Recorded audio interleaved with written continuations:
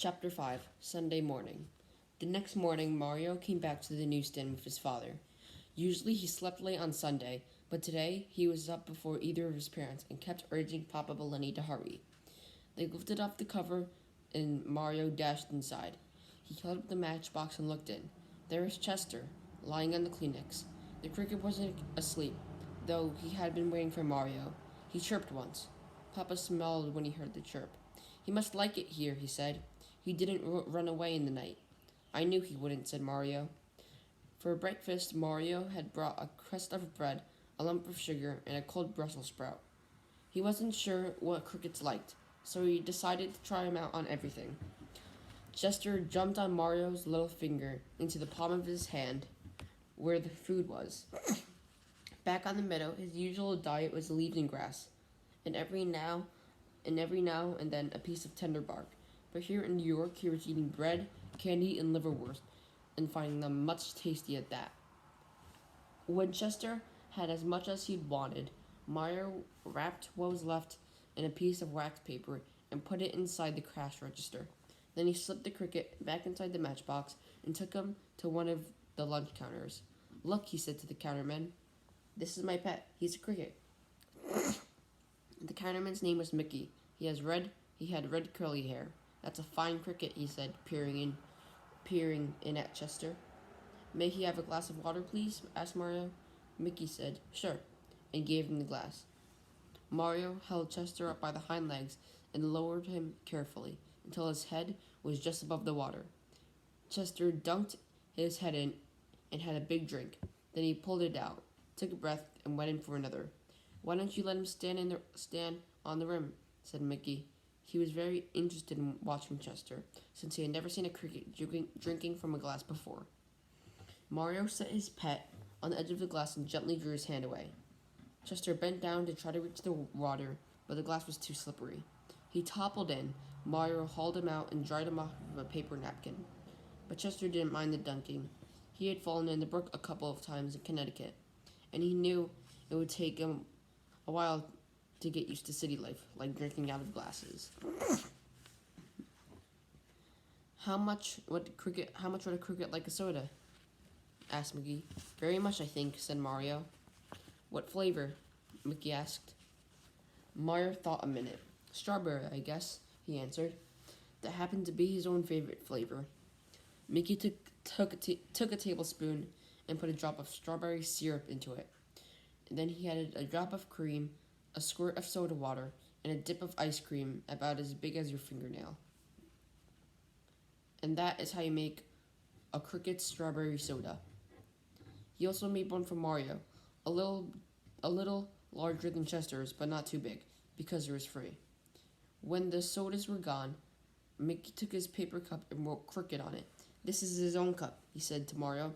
You can come over and get fresh water any time. Thanks, Mickey, said Mario. He put Chester back in the matchbox.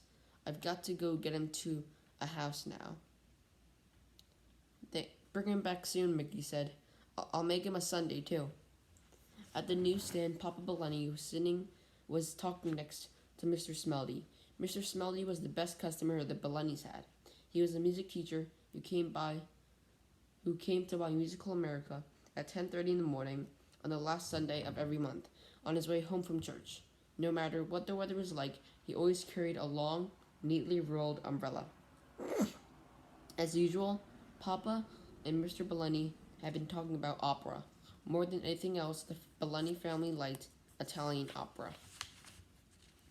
Every Saturday during the winter, when the opera was broadcast, they would sit clustered around the radio in the newsstand, straining to hear the music above the din of the subway station. Good morning, Mr. Smeldy. Guess what I have, said Mario. Mr. Smeldy couldn't guess. A cricket, said Mario, and held Chester up for the music teacher to see. How delightful, said Mr. Smeldy. What an enchanting little creature. Do you want to hold him? Asked Mario. Mr. Smeldy shrank back. Oh, I don't think so, he said. I was stung by a bee when I was 8 years old, and since I've been a little timid about insects. He won't sting you, said Mario. He took the matchbox up, and Chester fell out into Mr. Smeldy's hand. It made the music teacher shiver to feel him. I heard him chirping last night, said Mario. You think he chirped for me? Maybe, he said. Maybe, said Mario. He put Chester on the counter and said, Chirp, please. Then Chester couldn't misunderstand. He made a chirping noise himself. It didn't sound much like a cricket, but Chester got the idea. He uncrossed his wings and made a real chirp.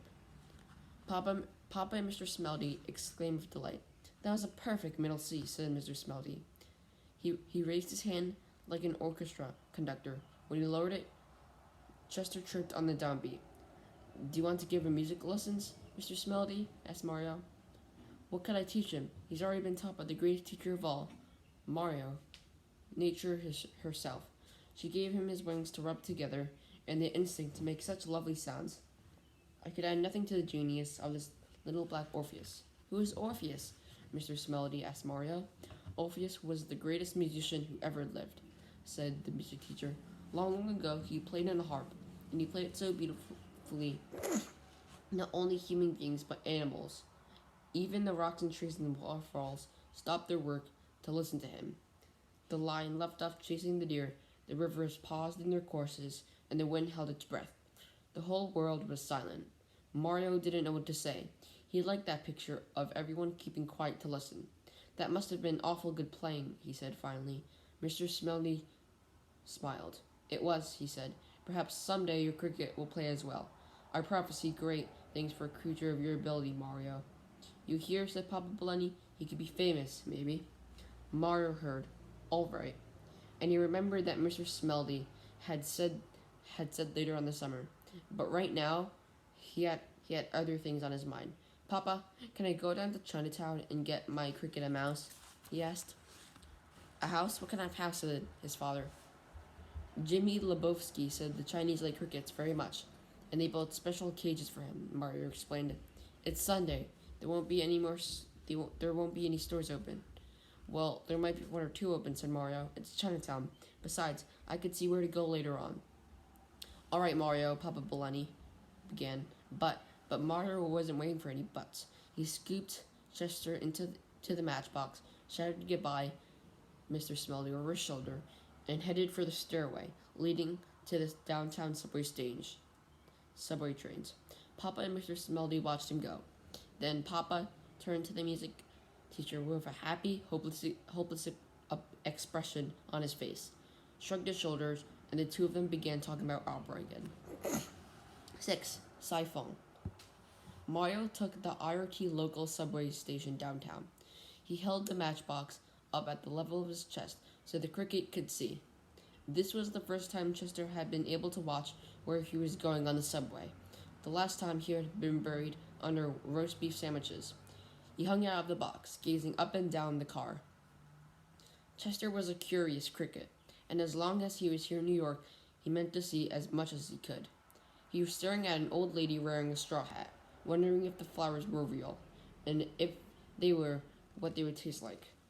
When the train lurched to a halt, like most people who ride the subway, Chester wasn't used to abrupt stops. He topped it out of the matchbox into Mario's lap. The boy picked him up again. You've got to be careful, he said, putting his finger over the open end of the box, so there was just enough room for Chester to poke his head out. At the Canal Street stop, Mario got off and walked over several blocks to Chinatown. Chester craned his head out as far as he could get his first look at New York by day. The buildings in this part of town weren't nearly as high as they were in Times Square, but they were still high enough to make Chester Cricket feel very small. In Chinatown, as Papa said, all the shops were closed. Mario walked up and down the narrow curving streets and zigzagging them so he could look in the windows on both sides. In some he saw the cardboard shells that open up into beautiful paper flowers if you put them in a glass of water, and in other the glass wind harps that tinkle when they're hung out of the window where the breeze can reach them. But he couldn't find a cricket cage anywhere. Down at the end of the alley, there's an especially old shop. The paint was peeling off the doors, and the windows were crammed with years and years collection of knickknacks. A sign hanging out in the front and said, Siphon, Chinese novelties, and printed underneath. In smaller letters was also do hand laundry. Sitting cross-legged on the doorstep was an old Chinese man. He was wearing a silk vest over a shirt with dragons embroidered on the red thread, and he was smoking a long white clay pipe. Mario stopped and looked in the shop window. The old Chinese man didn't turn his head, but he looked slyly at the boy out of the corner of his eye. Slowly, he drew the pipe out of his mouth and blew a puff of smoke into the air. "Are you Mr. Feng?" said Mario.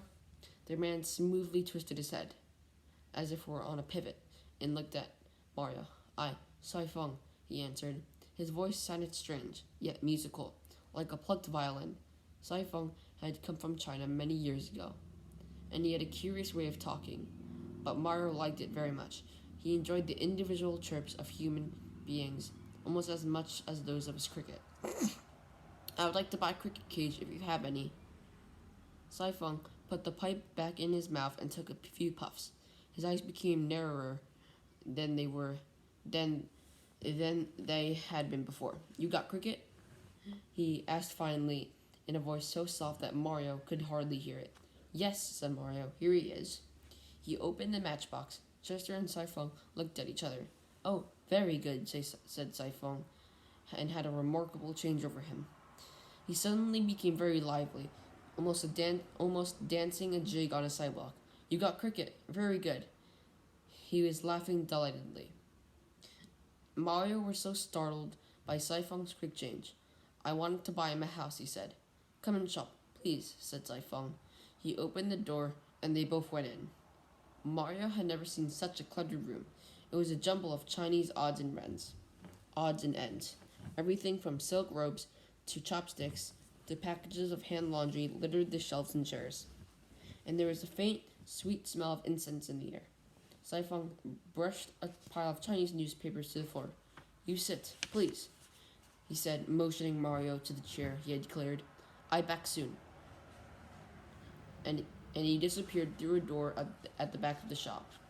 Mario sat very quietly. He was afraid that if he moved, he would be buried under an avalanche of Chinese novelties. In a glass case in front of him was a row of Chinese goddesses, carved in ivory. They all had the strangest smile on their lips, as if they knew something nobody else did.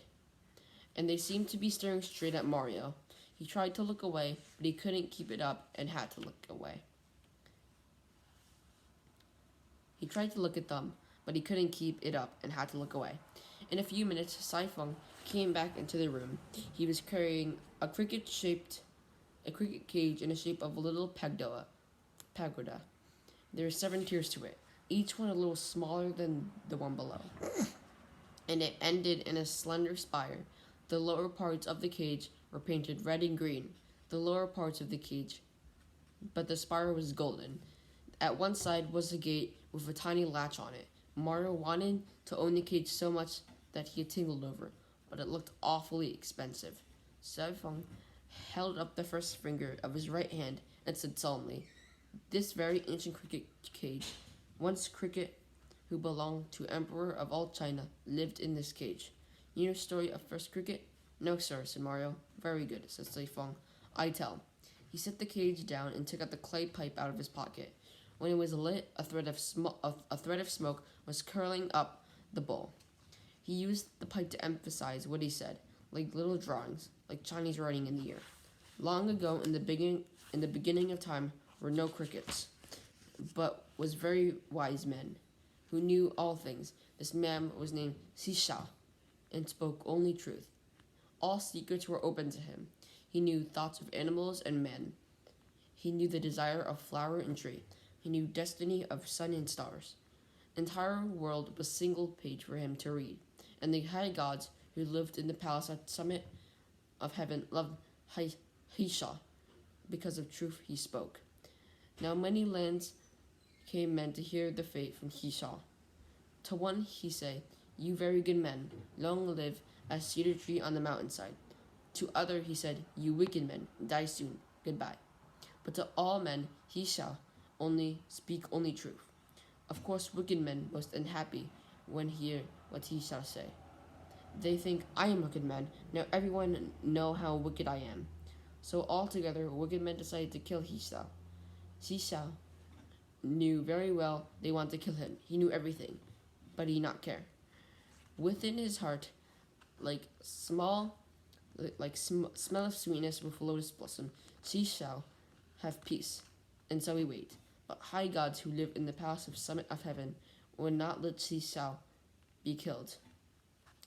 More precious to them than kings was this one man who spoke only truth.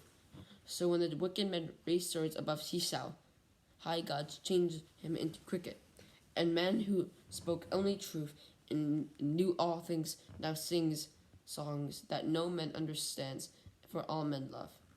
But high gods understand and smile, for to them, beautiful song of Cricket is song of one who speaks truth and knows all things. Saifeng stopped speaking and smoked his pipe silently. Mario sat still too. Looking at the cricket cage, he was thinking about the story and how much he wanted the cage. In his matchbox, Chester Cricket had listened carefully. He was very touched by the tale he saw. Of course, he couldn't tell if it was true, but he sort of believed it, because he personally had always thought there was more to a song than just chirping. As usual, when he didn't know what else to do, he rubbed one wing across the other. A single note sounded in the shop. Saifeng lifted his head. A smile curled up of his ancient lips. Ah, so he whispered. Cricket has understood. He puffed a few more times. Mario asked him how much the cage cost, but he was afraid to. Because this cricket is so remarkable, said Saifeng, I sell cage for 15 cents. Mario sighed with relief. He could afford that. In his pocket, he found a nickel and a dime, all that was left of his weekly allowance, which was a quarter.